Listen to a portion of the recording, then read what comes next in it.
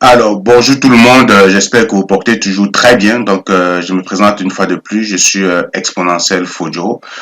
Aujourd'hui, je vous reviens avec une nouvelle vidéo. Dans cette vidéo, on va parler en fait des destinations Canada. Mais comme vous le savez, hein, pour tous ceux qui suivent cette chaîne Destination Canada, ce n'est plus un événement à présenter. Destination Canada Forum Mobilité. Vous savez que c'est un événement annuel et puis qui vous donne comme ça la possibilité c'est-à-dire une option supplémentaire pour immigrer au Canada parce que en général, vous avez la possibilité de postuler aux offres d'emploi, de rencontrer directement des employeurs, de passer des entrevues et des fois vous rencontrez des agents d'immigration qui vont vous expliquer les procédures d'immigration au Canada.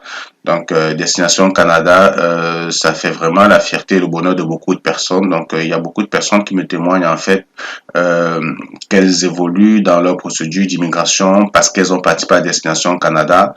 Parce qu'en fait, ce qui se passe, c'est que lorsque vous participez à cet événement, à la suite de cela, vous pourriez directement aller soumettre une déclaration d'intérêt à une province. Donc, ça vient comme ça accélérer votre procédure d'immigration et c'est vraiment un grand plus. Mais comme vous le savez, Destination Canada 2021 est fermé. Présentement, ici, c'est autre chose. Hein. Ici, on parle de Destination Canada, mais Salon de l'emploi en petite enfance et enseignants. Ceci ne s'adresse pas à tout le monde. Ça s'adresse vraiment aux personnes qui sont dans le métier de l'enseignement. Petite enfance, c'est vraiment maternelle, préscolaire de 0 à 4 ans ou 5 ans. Puis primaire et secondaire, généralement en petite enfance, les garderies et également des enseignants de français langue seconde. Donc, on va le voir dans la vidéo, comme vous le voyez ici. Mais avant d'aller plus loin, j'aimerais préciser que je ne suis pas un consultant en immigration. Comme vous le savez déjà, je ne suis pas un expert des questions d'immigration. Je suis pas un avocat en immigration. Je suis simplement quelqu'un qui essaie de partager son expérience parce que j'ai immigré moi-même au Canada et en faisant moi-même ma procédure. Et puis, je pense qu'il y a beaucoup de personnes qui souhaitent immigrer au Canada, mais qui n'ont peut-être pas les moyens de se payer un consultant d'immigration ou un avocat ou un expert. Alors, le but de cette chaîne, c'est vraiment de vous aider à vous débrouiller par vous-même, en vous présentant des vidéos sous forme de tutoriels. Ça me fait vraiment plaisir parce que j'ai de plus en plus de témoignages des personnes qui tous les jours m'écrivent parce que grâce à la chaîne, elles ont réussi à avancer dans leur projet d'immigration. Elles font pas mal de démarches, elles comprennent pas mal de choses. Et puis finalement, elles se rendent compte que c'est pas si compliqué que ça finalement. Et puis ça fait vraiment plaisir parce que c'était tout ça l'intérêt, c'était tout ça le but. Si c'est quelque chose qui te passe, tu penses que la chaîne quand même vaut le coup. Ça fait longtemps que je vous demande plus de laisser des likes ou de partager les vidéos, de laisser un commentaire parce que ça fait vraiment plaisir de liker la vidéo lorsque vous écoutez une vidéo et que vous pensez que c'est intéressant, que le travail qui est fait en arrière est vraiment un travail à encourager. Laissez un like, ok? Laissez un like parce que ça permet à l'algorithme de YouTube de vraiment propulser la vidéo, de la présenter à beaucoup de personnes. Il y a beaucoup de personnes qui veulent peut-être ce type d'information. Donc, c'est en mettant des likes et des commentaires que la vidéo vraiment circule sur le réseau YouTube. Alors, une fois ceci dit, vous voyez ici, Destination Canada Éducation, Salon de l'emploi, du secteur de l'éducation, ok, et de la petite enfance. Donc, on parle comme ça du primaire et secondaire, maternelle, de la maternelle à la 12e année. Donc, ça fait primaire et secondaire. Professeur de français langue seconde. Donc, cette professeur de français langue seconde aussi, ceci s'adresse à vous. Puis, ce salon est organisé par le RDEE, c'est le réseau de développement économique et d'employabilité, et également organisé par IRCC. Alors, c'est quoi les conditions en tant que participant? Comme vous voyez, ici on dit Destination Canada s'adresse aux candidats francophones bilingues qui ont une formation et de l'expérience en petite enfance, donc enseignement du primaire, du secondaire, enseignant du français langue seconde, qui cherchent des opportunités au Canada hors Québec. Donc, on a bien dit hors Québec parce que vous savez que le Canada en général a une procédure d'immigration, puis le Québec très souvent à sa propre procédure d'immigration. Donc, Destination Canada, en général, s'adresse à toute personne qui veut immigrer au Canada à l'extérieur du Québec. Alors, la participation, donc, est gratuite est possible uniquement sur invitation. Ok, donc lorsque vous allez vous inscrire, si vous ne recevez pas d'invitation, alors vous ne pourriez pas participer. Donc des fois il y a des personnes qui disent je me suis inscrit mais j'ai pas été invité, j'ai pas reçu d'invitation. Non, peut-être parce que les quotas sont atteints, peut-être parce que vous ne remplissez pas les conditions. Il y a plusieurs raisons, mais de toutes les façons, lorsque vous vous inscrivez, vous devez recevoir une invitation par mail quoi. Donc elle est ouverte aux personnes déjà au Canada, donc c'est des personnes qui sont déjà au Canada ou des personnes qui sont à l'étranger, comme vous pouvez voir ici. Donc je pense que 99% des personnes qui écoutent cette vidéo, c'est des personnes qui sont à l'étranger, qui veulent immigrer. Donc elle s'adresse donc à vous, vous pouvez participer. Donc pour participer, vous devez d'abord vous inscrire et télécharger votre CV au format canadien. Donc c'est peut-être l'occasion de vous inviter de rejoindre massivement le groupe Facebook. Je vais peut-être laisser dans la description de cette vidéo le lien pour rejoindre le groupe Facebook parce que dans le groupe Facebook, j'ai des CV au format canadien. Donc, lorsque vous allez rejoindre le groupe Facebook, cherchez le menu fichier. Puis dans ce menu fichier là, vous allez trouver des CV au modèle canadien. Ok, donc j'ai pas encore de CV bilingue, mais CV modèle canadien, c'est juste que vous faites un CV, dès que vous finissez la partie français, vous refaites en dessous comme une option en anglais, ça fait juste un CV bilingue, quoi. Donc, un CV bilingue est recommandé, ok, c'est conseillé d'avoir un CV bilingue, pour avoir une visibilité auprès des conseils scolaires anglophones et des écoles de langue. Ok, donc Destination Canada, vous allez pouvoir vous entretenir en ligne avec des employés. Vous allez directement pouvoir postuler aux différentes offres d'emploi et passer des entrevues certainement.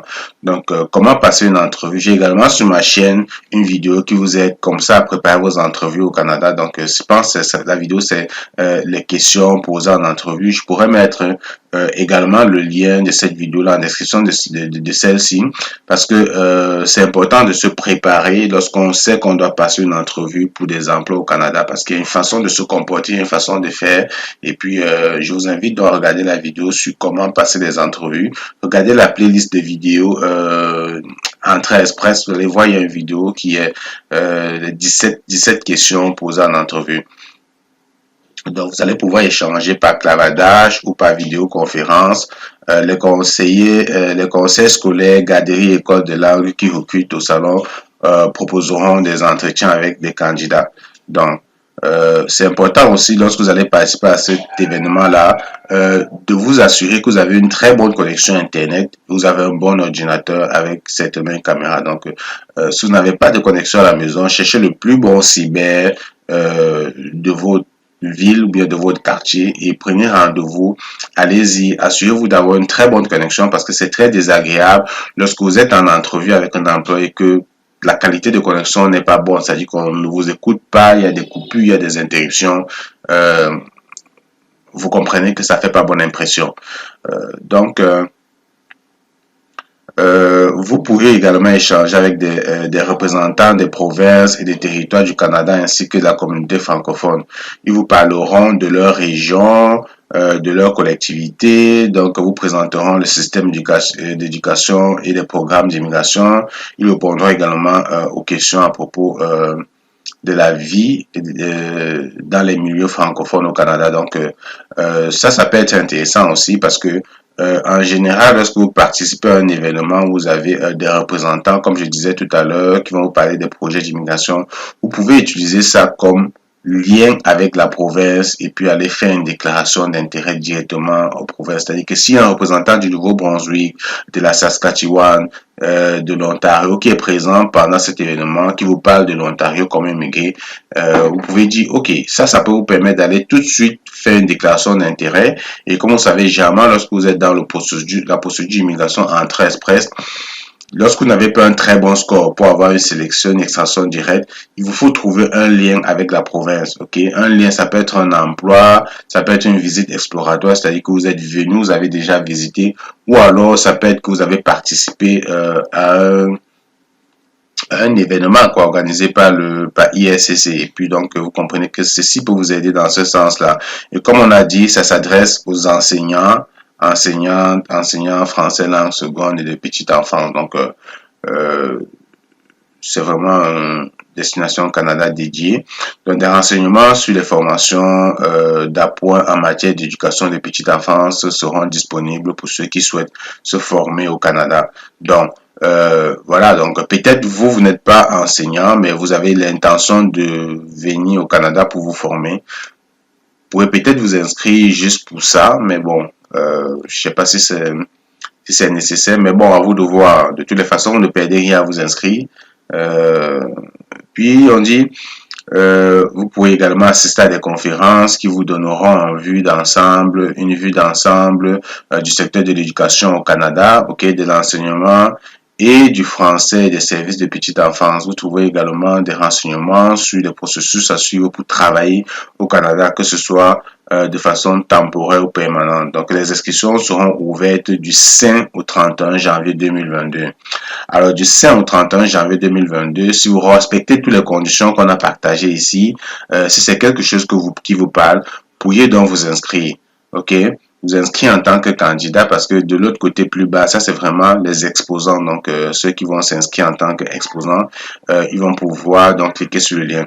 Donc, ici, vous voyez la conférence. On dit ces conférences seront présentées chaque jour du forum. Donc, les 27 et les 26 février, il y aura la conférence.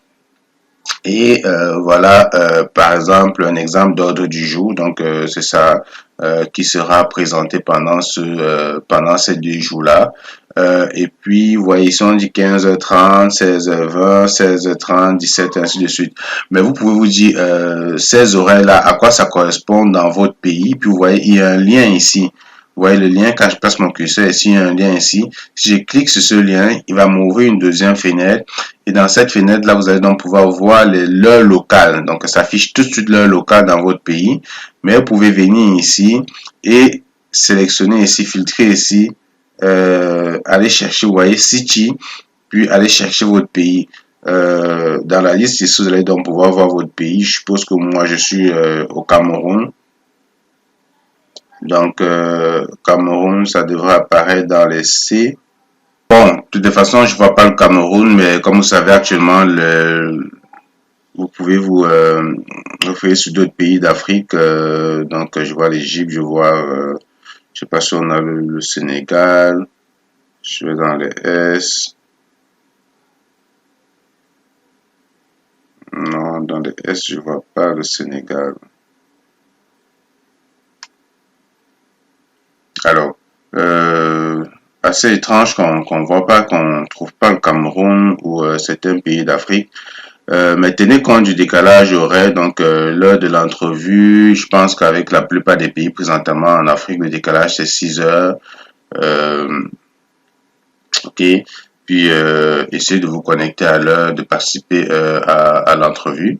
Alors, tout de suite, ce qu'on va faire, c'est qu'on va aller donc comme ça faire l'inscription.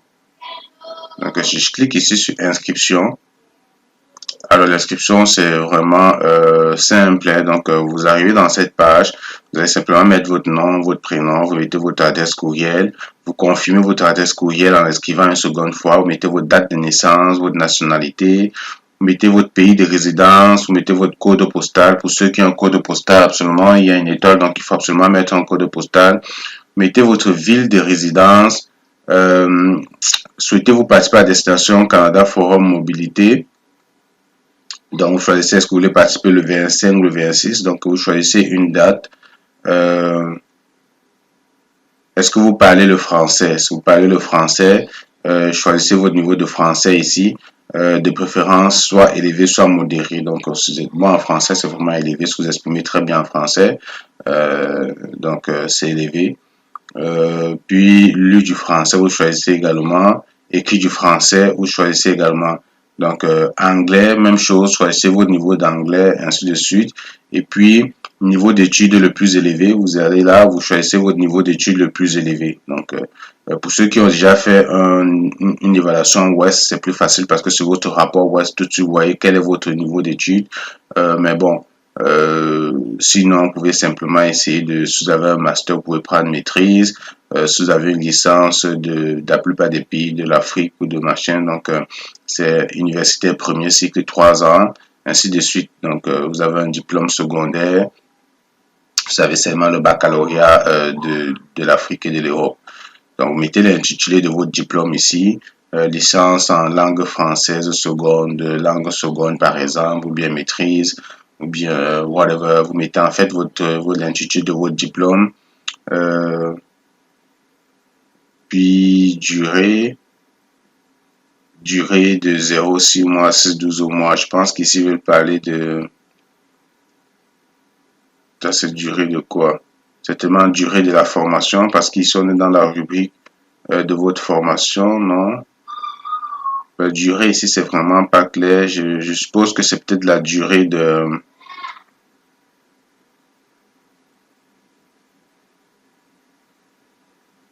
depuis la durée de, comment dire, depuis combien de temps vous avez le diplôme. Donc, c'est ça. Depuis combien de temps vous avez le diplôme. Puis, je rentre dans le secteur d'expérience de travail. Donc, vous choisissez c'est quoi votre secteur d'expérience de travail. Certainement, vous allez retrouver dans la liste ici. Je pense que pour la plupart, ça va être enseignant. Hein, donc, puis, plus bas, vous indiquez de votre CNP. Donc, faut savoir c'est quoi votre CNP. Vous allez trouver dans la liste, vous cherchez votre CNP. Pour ceux qui ne savent pas comment trouver le CNP, dans la playlist des vidéos Entrée Express, j'ai une vidéo qui vous montre comment retrouver sa catégorie nationale de profession, donc sa CNP. Allez regarder cette vidéo là, puis trouver la CNP, votre CNP. Donc, âge des enfants élevés. Je suppose que ici c'est les enfants que vous avez enseignés, ok. Euh, L'âge des enfants que vous avez enseignés, donc vous choisissez la fourchette d'âge ici. Et puis, ensuite de cela, le nombre d'années d'expérience. Donc, le nombre d'années d'expérience, ici, vous allez choisir le nombre d'années d'expérience. Est-ce que vous avez une deuxième profession? Si vous avez une deuxième profession, ça c'est vraiment facultatif. Mais si vous avez une deuxième profession, vous pouvez également le renseigner.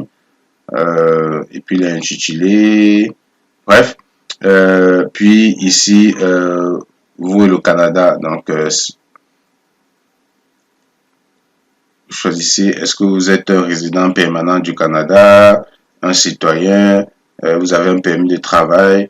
Je pense que pour la plupart des personnes ici, on est à l'étranger. Donc, si vous êtes dans le bassin Entrée Express, vous pouvez sélectionner que vous êtes dans le bassin Entrée Express, celui-ci. Donc, je pense que pour la plupart, aucune de ces réponses ne s'applique à vous parce que généralement vous êtes à l'étranger et puis vous n'avez rien avec tout ce qui est mentionné ici. Puis là, vous allez donc choisir votre CV. Vous allez cliquer ici, puis vous allez pouvoir aller récupérer votre CV dans votre ordinateur et l'uploader. Donc, une fois que votre CV sera uploadé, vous cliquez ici sur j'accepte les conditions, puis cliquez sur soumettre et votre inscription sera faite. Il restera juste à attendre dans les prochains jours pour recevoir une invitation. Donc, j'espère que vous avez aimé la vidéo. Si c'est le cas, merci de liker puis de la partager. Puis, laissez-moi également un commentaire si vous avez des questions. Ça me fait toujours plaisir de vous répondre. Hein. Donc, je vous souhaite bonne chance et j'espère que ceci va permettre à certaines personnes d'entre vous qui sont vraiment dans le corps de métier de l'enseignant de vraiment propulser leur procédure d'immigration. Allez, on se retrouve dans une prochaine vidéo.